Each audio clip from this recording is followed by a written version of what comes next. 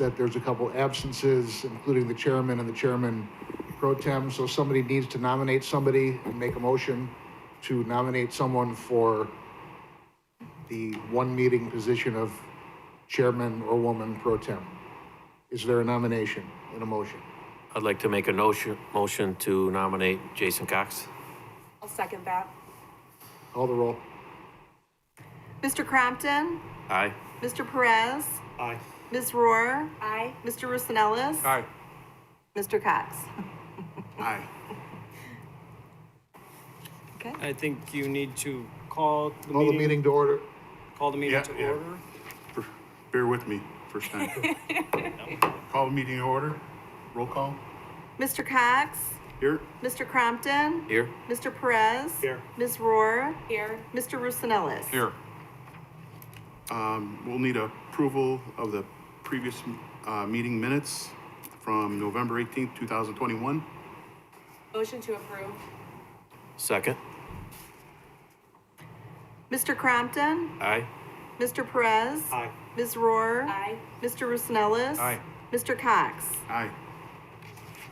Moving on through the agenda, number 4, citizens to be heard on agenda items.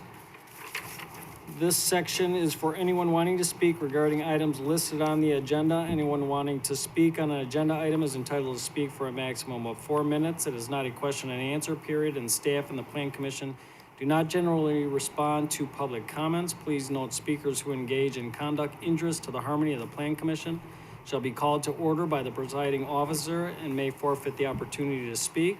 Is there anyone here that would like to speak on an agenda item? And please know that you also will have an opportunity when that case is called.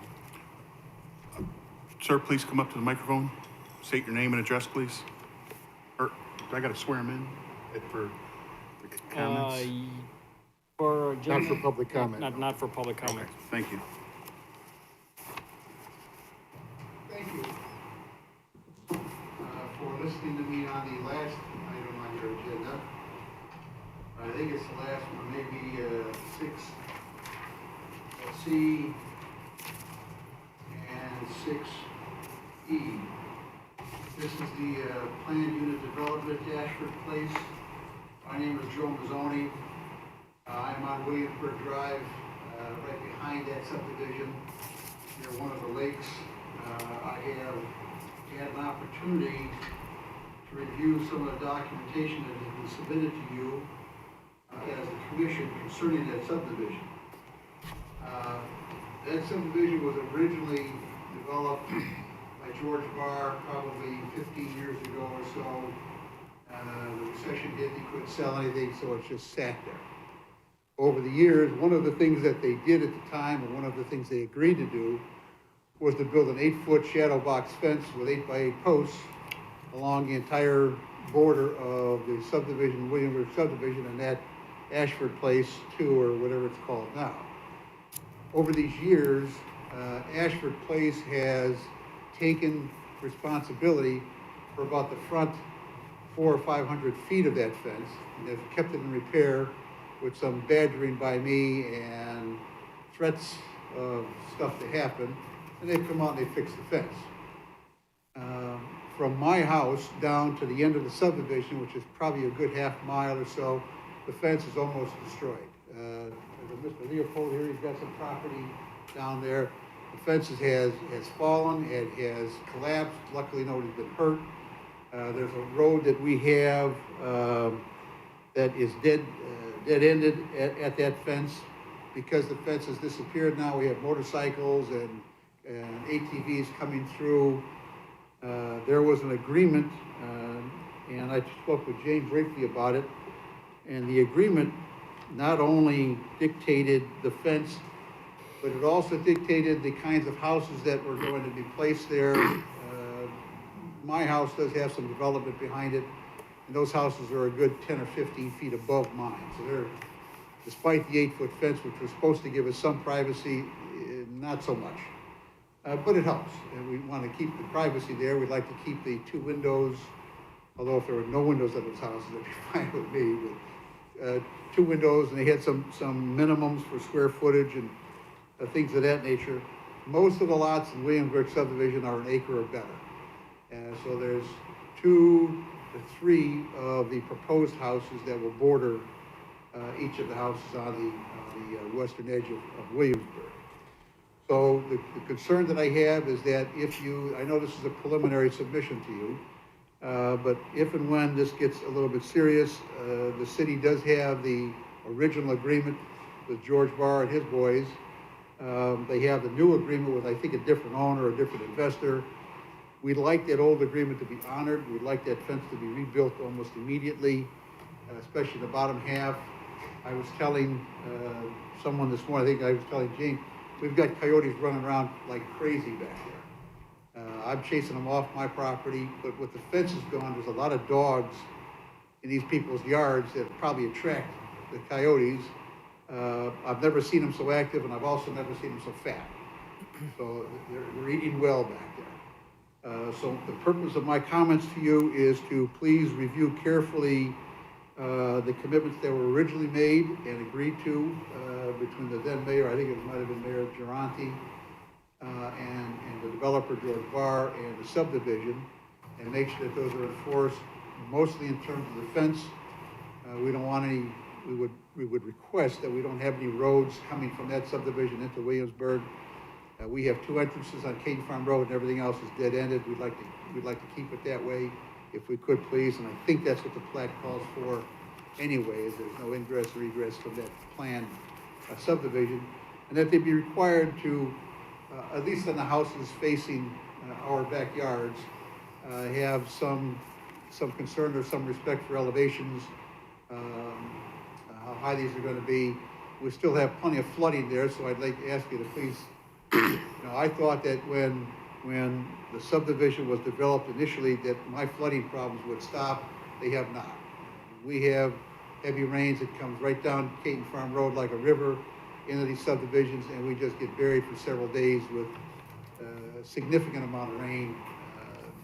We had one last year that covered it. It covered the street out in front of my house with about 6 inches of water, and that wasn't a big 10-inch rain like we had several years ago. This was like a 3 or 4 inch rain. So we'd like to have you have some concerns, please, for how they're going to control their water coming over.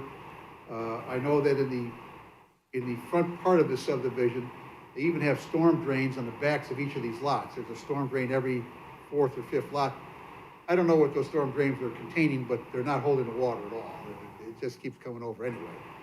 So those are the concerns that I have as a homeowner there, and I hope that I've represented Mr. Leopold, unless you want to say something. Sure, then that's all I have. Comments to you. I'd ask you, please, I've been there for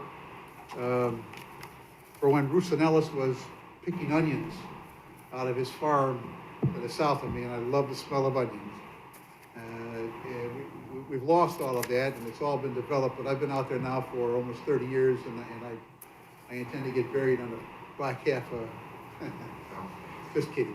But thank you for listening. Appreciate it. Thank you. Happy birthday, by the way. 71 is the new 40. Thank you. 71 is 21 Celsius. Hi, I'm Alan Leopold. As Joe mentioned, I live in the subdivision as well. I live on the corner of Sussex Road and Richmond, and that has turned into a turnpike for ATVs and motorcycles. I was a former township trustee for 2 terms. I've worked with the highway commissioner of Plainfield Township, and they have put up dead-end signs and the diamond-shaped things to try to keep people out, but it's not keeping these ATVs out going down Sussex Road into that subdivision. It's like a track out there now, very noisy. On the coyote issue, we've had as many as 7 of them in our backyard at one time, so the whole family was there. We really need that fence put back up, as well as for the new developers to follow all the rules that were originally written back in 2004. Just before that, I had met with John Mesra, and he ended up putting a wonderful swale between my yard and the neighbor's yard to drain up the various retention and detention ponds in that subdivision, as well as whatever is even west of there. It's doing a pretty good job now, but I can't imagine how it's going to be able to handle all the new asphalt and rooftops and driveways and everything else with the surface water. So that is a very big concern of ours. That swale, all the water has to come into the retention lake in Ashford Place and not go into our subdivision before it gets there. So those are our two main issues. We've had our cars broken in 2 different times as well with the people that are coming through. So it's really a troublesome thing. We really appreciate that fence agreement to be followed. Thank you very much. Seeing no others that want to speak, we can move on to old business under public hearing. A1221, annexation of 10 acres west of Brandon Road and classification to ITC, Intermodal Terminal Industrial Park zoning. Z621, reclassification of 5.225 acres northwest of Brandon Road from ITA, Intermodal Terminal to ITB, Intermodal Terminal Transportation Equipment zoning. Reclassification of 7.615 acres from ITC, Intermodal Terminal Industrial Park to ITB, Intermodal Terminal Transportation Equipment zoning. Z721, reclassification of 15.936 acres located west of Brandon Road from ITA, Intermodal Terminal to ITB, Intermodal Terminal Transportation Equipment zoning, and reclassification of 26.684 acres from ITC, Intermodal Terminal Industrial Park to ITB, Intermodal Terminal Transportation Equipment zoning. ZA21, reclassification of 8.187 acres west of Brandon Road from ITA, Intermodal Terminal to ITC, Intermodal Terminal Industrial Park zoning. V321, vacation of a portion of Schweitzer Road west of Union Pacific Railroad. V421, vacation of abandoned Brandon Road north of Schweitzer Road. P1021, revised preliminary plat of Centerpoint Intermodal Center at Joliet, Brandon Amendment Subdivision. And FP721, final plat of Centerpoint Intermodal Center at Joliet Subdivision Phase 25. Under general information, applicant owners are Centerpoint Joliet Terminal Railroad LLC. The requested action is approval of an annexation, zoning reclassifications, vacation of right-of-way, and preliminary and final plat of subdivision. For the purpose is to create industrial lots for the future development. Existing zoning is 10 acres, that's Will County A1, ITA Intermodal Terminal, and ITC Intermodal Terminal Industrial Park.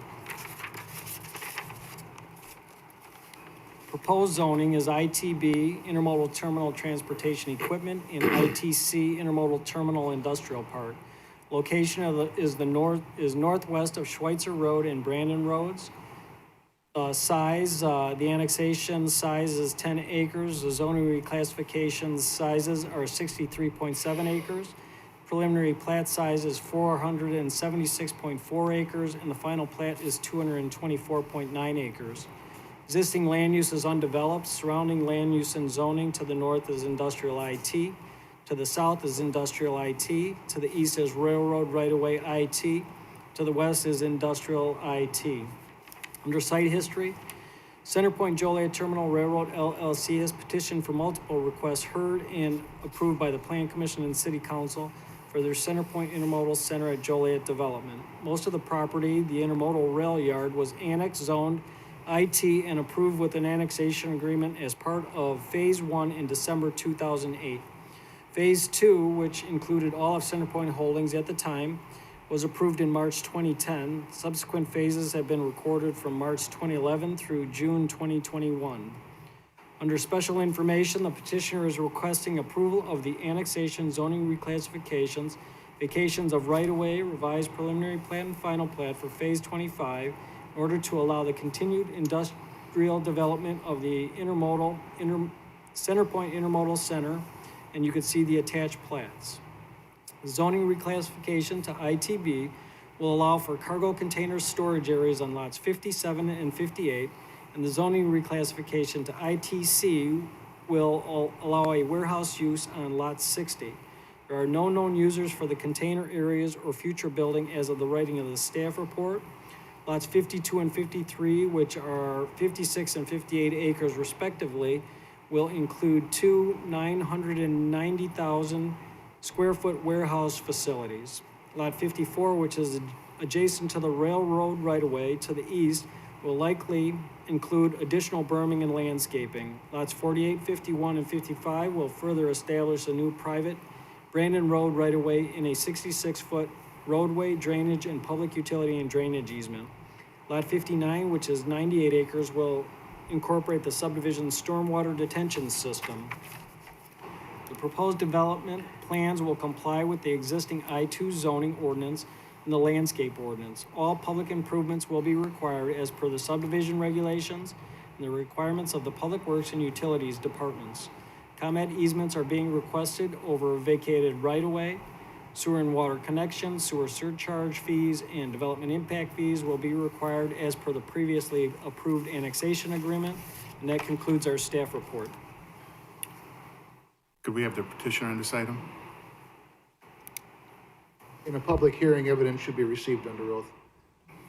Please raise your Swear right me in, I'm not going to testify to any specific facts, but that. Sure. Yeah, Raise your right hand. You sure to tell the truth, whole truth, and nothing but the truth? I do. Thank you. Mr. Chairman, Chris Spacia, on behalf of CenterPoint, I'm here with CenterPoint's development team. We're here to answer any questions you may have. I think we've worked through staff comments and resolved those. And you can see the area that we're looking to kind of redevelop here and bring into conformity to the surrounding zoning. In some circumstances, and the annexation fits in with this area. So this will allow for our continued development of the terminal for warehouse uses and transportation equipment and storage areas. So we would ask for a favorable recommendation. And again, if you have questions, we've got the team here. Thank you. Is there anyone from the audience who'd like to speak? Comment? Seeing none, anyone from the commission have any comments? I have a question from possibly last month. We received a letter that the infrastructure wouldn't handle more traffic in and around CenterPoint. Is that not true now? What that letter addressed was the proposed North Point development and the proposal that there would be a closed-loop truck network that would deliver all the North Point traffic into CenterPoint's park. This was all contemplated when the annexation was approved. And it's subject to an existing agreement with the city. Okay. Is it? I just have I have a quick question. There's something here that kind of is, I need a little bit of clarification. It says that it will likely need new berming and landscaping. Do we not have plans for that? Do we? We get them as the sites develop. So when those sites near that particular lot develops, that's when we'd get that landscaping and berming plan. Okay. I feel like we get that pretty soon though, With their permit, with their building and permit, with the we would get that. permits. Is that also when the fees will get? For their, Determined? for their building permit, Yeah, because I see here the water sewer connection. All the that's when fees they for would pay development. those fees, yeah.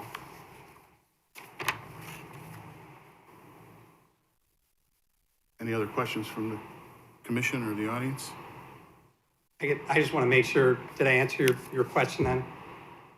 Would this also, I mean, this would increase more transportation in the area, wouldn't it? This was all contemplated with the original development footprint.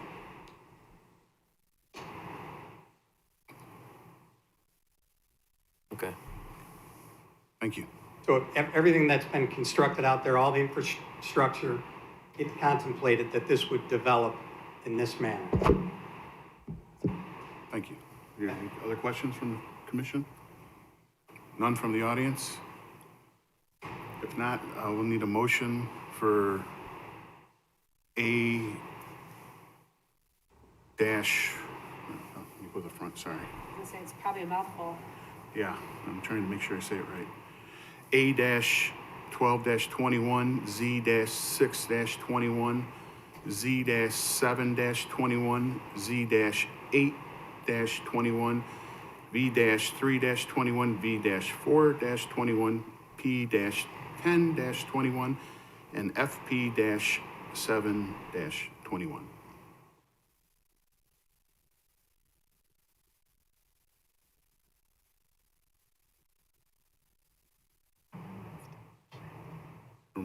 If there's no motion, the item dies. I'm sorry, 1 minute. What, I'm sorry, what did Regis say? Regis said that if there's no motion, then the item dies on the agenda. Okay. so, There's no motion, what? he says if there's no motion, the item dies on the agenda.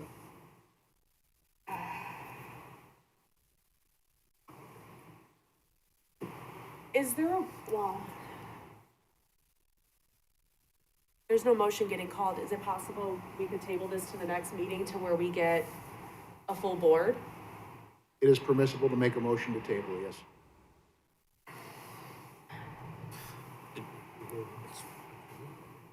Yeah. Yeah, I'm gonna go ahead and make a motion to table then. I'll second. Do we need to determine the days, the time frame? when we Should make be a motion? tabled to a date certain. The January meeting? Is that what you're saying, that the January meeting? Or- I'll have my motion. Yeah, 30-day motion. That would be January 20th. Yeah, I'll make my motion. And there was a Is there second? a second? I'll second. Okay, Mr. Perez, Aye. Ms. Rohr, Aye. Mr. Roosevelt. Aye. Mr. Crompton, Aye. Mr. Cox. Aye. Next, next item on the agenda. Next item on the agenda is Z1121, reclassification of 209 Mississippi Avenue from R3 1 and 2 family residential to R2 single family residential zoning. Under general information, the applicant owners is the city of Joliet. Requested action is approval of a zoning reclassification. Purpose is to provide single family zoning for future property sale. Existing zoning is R3 1 and 2 family residential. The proposed zoning is R2 single family residential. Location is 209 Mississippi Avenue. The size is 50 by 132 or 6,600 square feet. Existing land use is vacant. Surrounding land use and zoning, to the north is residential R2, to the south is residential R2, to the east is residential R3, and to the west is residential R2. Under site history, the mayor and city council approved the purchase of the vacant subject lot unanimously on May 18th, 1999, under council memo number 60499 and resolution number 4675. According to the memo, the property was purchased with 4 others to be used by the city in the future. City-owned subject site was on the October 13th Land Use and Legislative Committee meeting in order to seek approval to sell to the adjacent property owner at 207 Mississippi Avenue. Committee requested that the property be reclassified to R2 single-family residential zoning district prior to the sale. Under special information, the city is requesting, under special information, the city is requesting approval of the zoning reclassification to R2 in order to sell the vacant property to the adjacent owner, ensure that it would remain single-family use in the future.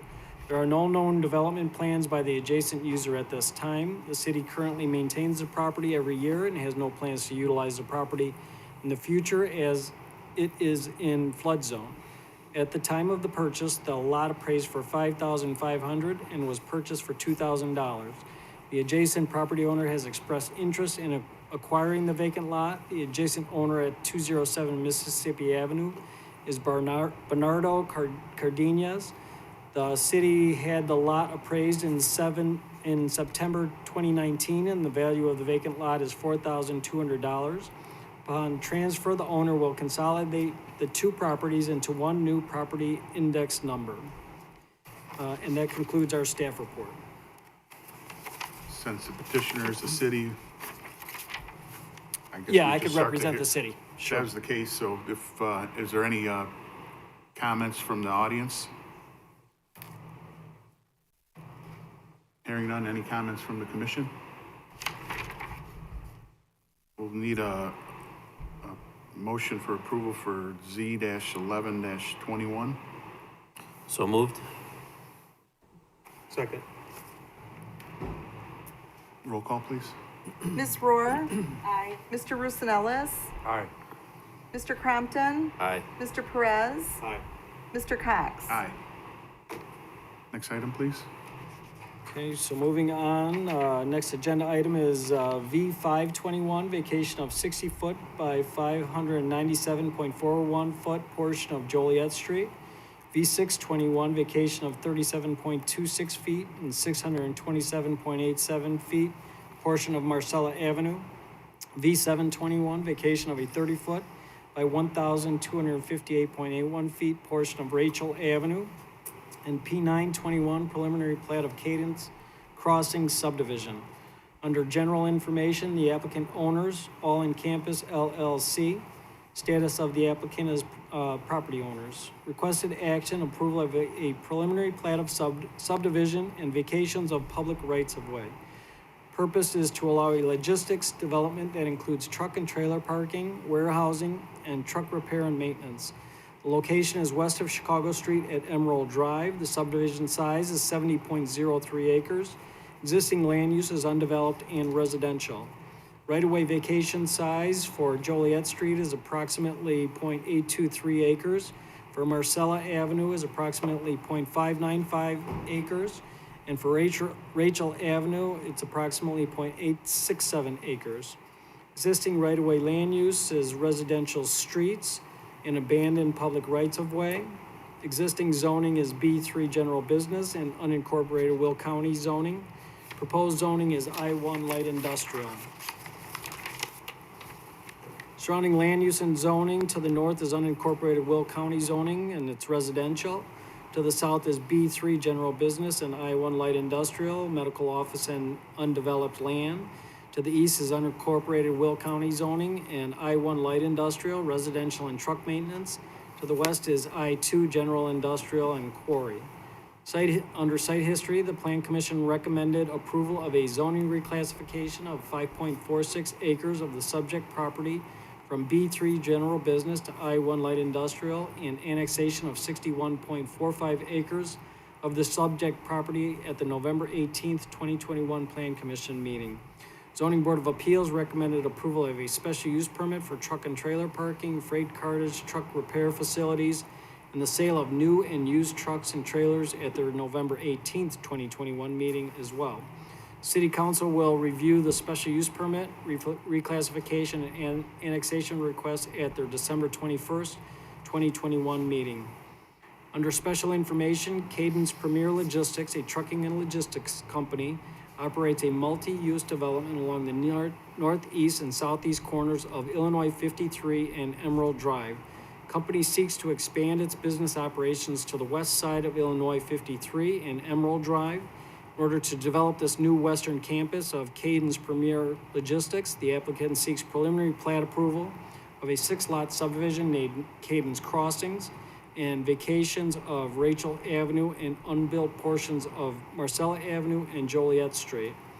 Current land use plan for the 6-lot Cadence Crossing subdivision includes on Lot 1, truck and trailer marshaling center with 350 trailer stalls and 366 tractor trailer stalls.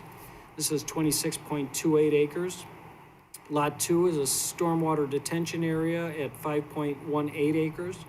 Lot 3 is stormwater detention as well at 2.75 acres. Lot 4 is multi-use 253,200 square foot pit stop facility that includes a 7-bay truck and trailer repair operation, new and used truck and trailer sales, parts storage, and restaurant. This facility will have approximately 190 vehicle parking stalls 66 truck parking stalls and loading docks, and that's 18.13 acres. Lot 5, multi-tenant, 114,308 square foot warehouse that will have approximately 42 truck stalls, 178 vehicle stalls and loading docks, and that's 10 acres. Lot 6 is a stormwater detention pond, and that's 701 acres, 0.01 acres. The acreage of the proposed subdivision incorporates the 2.285 acres of public right-of-way that are proposed to be vacated as part of this overall development request. In addition, the proposed subdivision includes land dedication for Marcella Avenue and Chicago Street. The proposed zoning for all lots in the proposed subdivision will be I-1 light industrial. The proposed preliminary plat is attached to the staff report. In addition, the concept plan for this western campus of Cadence Premier Logistics will shows land that is currently under other ownership and is not included in the overall 70.03 acre development. It's also included with the staff report packet. Public Works and Utilities departments do not have utilities in the areas subject to the vacation request and are therefore not opposed to the requests. AT&T and ComEd have facilities along Rachel Avenue and request easements. As of the writing of the staff report, there have been no other objections from any other utility companies to the vacation request. Future development would require a connection to city water and sewer. In addition, public improvements, landscaping, screening, paving, curbing, site lighting, and adherence to the city's non-residential design standards will be required as per city ordinances. Sewer and water connection fees and developer impact fees will also be required for the future development. Petitioner has submitted a draft annexation agreement, which is being reviewed by city staff. The draft agreement applies to city's payment in lieu of taxes, the pilot fee to a portion of the development, and that concludes our staff report. Thank you. Could we please have a petitioner on this item? Please state your name and address first. Yes, good afternoon. My name is John Philipchuk. I'm an attorney representing All On Campus LLC with offices at 111 East Jefferson Avenue in Naperville, Illinois. Can I swear you in? Raise your right hand. Swear to tell the truth, whole truth, and nothing but the truth? I do. Thank you. Thank you. You may recall we were here in November before the Plan Commission with our annexation and zoning work. This is the follow-up now to that. We have the preliminary plat that's ready. Kristen Bruns from Jacob and Hefner is here, our civil engineer. If you have any questions specifically to the plat or any of the engineering associated with it. Plan Commission will probably recall that over the course of development in this area, especially with the approval of the Speedway property, we previously vacated Joliet Street, and then we took off Millicent, and in the past, the Wilhelmies vacated part of Marcella. So little by little, we've been getting rid of that old right-of-way that was dedicated many years ago. And you can see by the drawing that's up on the screen now that those parcels don't continue beyond where they are right now. And so that's why it makes sense now at this point to redevelop the property, eliminate those old rights-of-way. As far as Rachel is concerned, that's just going to become a driveway in our new development as part of the Crossings subdivision. So that one will just come from a public street into a private drive to serve the properties. Pastor Golden of the Joliet Church of God submitted a letter as they abut that particular street, agreeing to the vacation. So we would respectfully ask that the Planning Commission would recommend approval of the vacations and approval of the preliminary plat of subdivision. Staff outlined all the potential uses for the property, and we're happy to answer any questions you might have about the plat or the vacations. Thank you. Thank you. Is there any comments from the audience or questions? Anyone from the commission? All right, now I gotta get back, sorry. If not, then we'll look for a motion for V-5-21, V-6-21, V-7-21, and P-9-21. Motion to approve. Second. Roll call, please. Mr. Rosanellis, Aye. Mr. Crampton, Aye. Mr. Perez, Aye. Ms. Rohr, Aye. Mr. Cox. Aye. Thank you. Next item? Next agenda item is PUD 321, reapproval of a revised preliminary plan unit development of Ashford Place and Whisper Glen subdivisions. And, the other PUD 421 and PUD 521 are all kind of part of the same proposals. So perhaps we could read them all, but I'll read this staff report. Under general information, the applicant is REO Funding Solutions, VLLC. Status of the applicant as the owner. The requested action is reapproval of a revised preliminary plan unit development, formerly the Drum Estates. The purpose is to allow future development of 241 single-family residential lots and one outlot. Location is Legacy Point Boulevard, and that's south of Caton Farm Road, north of Theodore Street, east of County Line Road. Size is 73.22 acres. Vacant industrial land is the existing land use. Surrounding land use and zoning: to the north is residential R2, to the south is residential R2, to the east is residential unincorporated, to the west is residential R2. Under site history, the subject site, Drum Farm, was annexed and zoned R2 in May 1991. The preliminary plat of the 187-acre Drum Estate subdivision was approved in October 2004 for 542 lots. The original developer submitted a plan to develop the northern portion of the subdivision as Ashford Place subdivision and the southern half as Whisper Glen subdivision. In April 2005, the city approved the final and recording plats of Whisper Glen Subdivision Unit 1 for 176 residential lots and 3 outlots. In December 2005, the city approved the final and recording plats of Ashford Place Subdivision Unit 1 for 98 residential lots and 4 outlots. City approved the final plat and recording plats for Ashford Place Unit 1A in May 2008. The Ashford Place Unit 1A subdivision included 13 lots. Unit 1A lots were previously not included in Unit 1 because they were located within an identified 100-year floodplain. Developer obtained a letter of map revision to remove 100-year floodplain designation from the lots in question. December 2017, the city approved the revised preliminary plat for Ashford Place Unit 2 and Whisper Glen Unit 2 subdivisions for the future build-out of the remaining 241 single-family residential lots. However, this approval has now expired.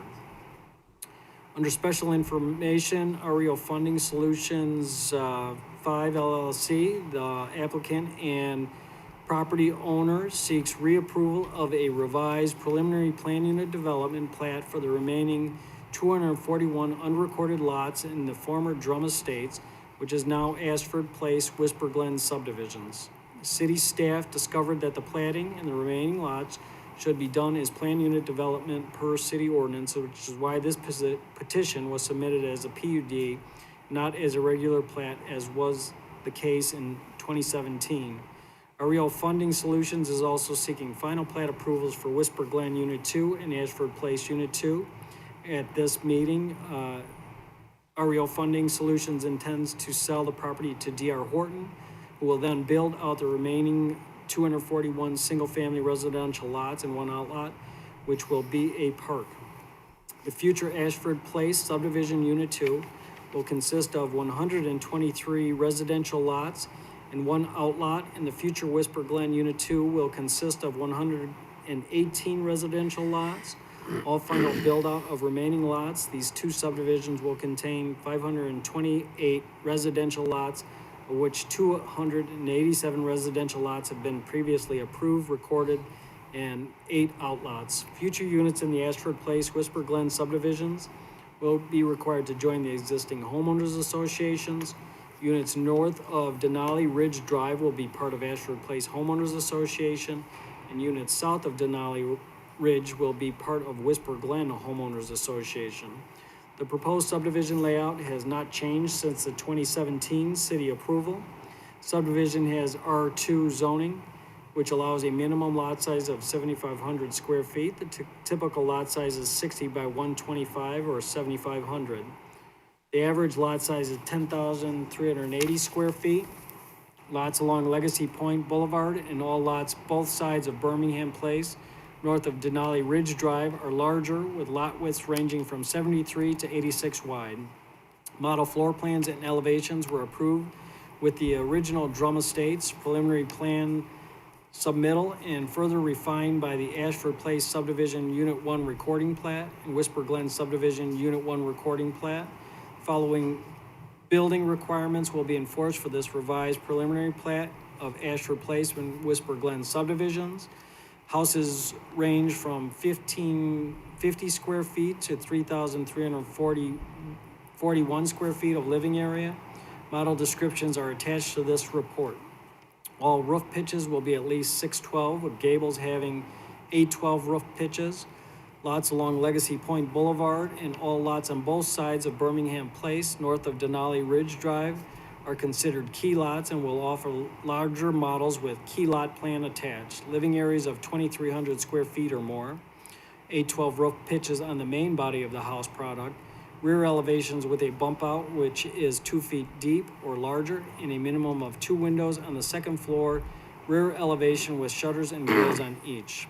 The developer builder will need to seek additional approvals from the city should any substantial changes be requested for elevations, landscaping, etc. The subdivision will adhere to previously approved landscaping plans, anti-monotony ordinance, and minimum brick requirements. For Ashford Place Unit 2, at least 50% of the dwelling units shall have a minimum of 25% of the front elevations comprised of brick or stone.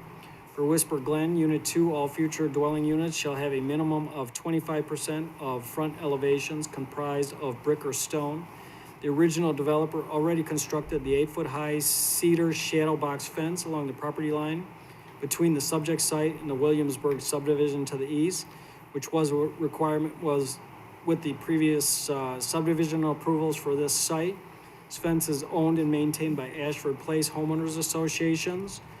Previous subdivision approvals also required that the developer impose a covenant stipulating the use of a 6-foot cedar shadow box fence at the common boundary line of Cumberland subdivision at the west boundary. It shall be recognized that installation of a fence is an optional feature. 2004, the Plainfield Park District agreed to accept the conveyance of 2 park sites in the Ashford Place Whisper Glen subdivision area, as well as 10-foot linear trail through lot 331 to provide a future pedestrian connection to the public park in Cumberland. The balance of the park contribution was a cash in lieu of amount, $270,973.61 to be split between the Whisper Glen and Ashford Place subdivisions. To date, Whisper Glen has paid its requirement, leaving the remaining amount to be paid by Ashford Place, and you can see the attached Park District letter. The park in the Whisper Glen subdivision has since been constructed. The Ashford Place Park and 10-foot linear trail through lot 331 have not been constructed but will occur with the future build-out of Ashford Place. Park District is still in agreement with the site contribution, cash contribution, and site improvements as outlined in the original arrangement, and you can see that attached letter. Plat conforms to the subdivision regulations as reviewed by Planning and Public Works. The applicant has paid the engineering review fee. The site is subject to the Plainfield School District 202 school contribution fees and the city's development impact fee. The original developer previously paid the city sewer and water tap-on fees for this site. District 202 submitted a comment letter in regards to this petition indicating that schools in the area are presently capable of accommodating potential enrollment emanating from this plat, and that concludes our staff report. I am not planning on reading the final plan unit development for Unit 2 subdivision, so this is just similar information just for the final plat for Ashford Place Unit 2. And for PUD 421, the reapproval of final plan unit development of Whisper Glen Unit 2 subdivision, again, is mostly redundant information. If anybody has any questions on those, I'd be glad to answer them or read portions of those. So you understand, PUD 321 is reapproving the preliminary PUD, and the PUD 4 and 5 are final PUDs of that same subdivision proposal. If that makes sense. You can, you know, So we can. take them separately as approvals, We'll read them each separately, yes. or vote on them separately, but we can Yes. talk about them. But they're as one. really combined, you know, so, you know, these are all kind of going together and need to be kind of considered together. Okay. Can we have the petitioner on this item?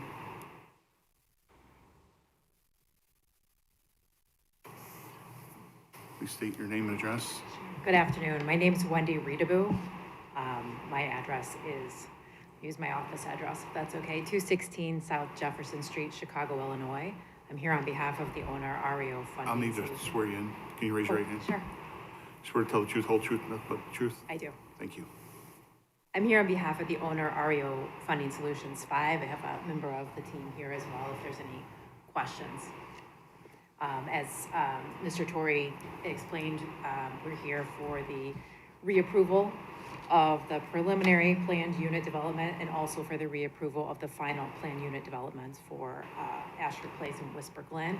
It's my understanding that we're only here because the prior approvals expired and we have to do this to move forward. We do have the property under contract. We're hoping to close in the spring. Okay. Anything else, Dan? That'll be it? I think that's it for me. Thank you. And so, and, you know, the question came up about the fence, and, you know, I think they understand that they need to repair it and maintain it until it's turned over to the association. When that house, when those houses are built out to the extent where they could turn it over, then it would be the responsibility of the homeowners association to repair and maintain that common fence in between Ashford Place and Whisper and the adjacent subdivision, Williamsburg. It's my understanding from consulting with the client, since we found out about the fence yesterday, that the party responsible for maintaining that will do so. So I don't have specifics yet, but that's my understanding. I'm sorry, who's responsible for maintaining it? If it's either the developer or the HOA. Okay. Is there anything in writing in the agreement that shows that? Yes, we have agreements and there's covenants that say that similar language, so. Because it sounds like, I'm assuming it's gonna be an issue from other people here, but, I They know just there's need to two. figure out if the association has been turned over yet, I think is the question. Is there- I had another question. I was gonna get the audience, go, sorry. Any comments or questions from the audience?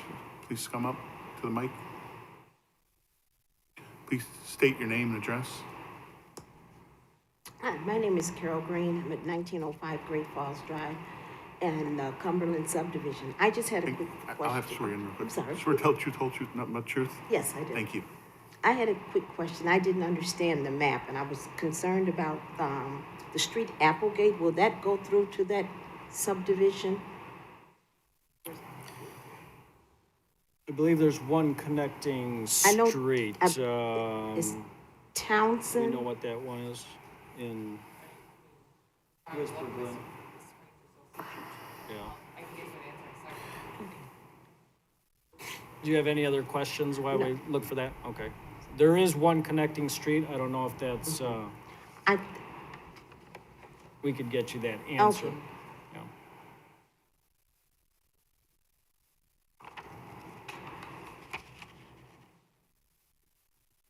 Can't read it. Can't read, yeah. yes.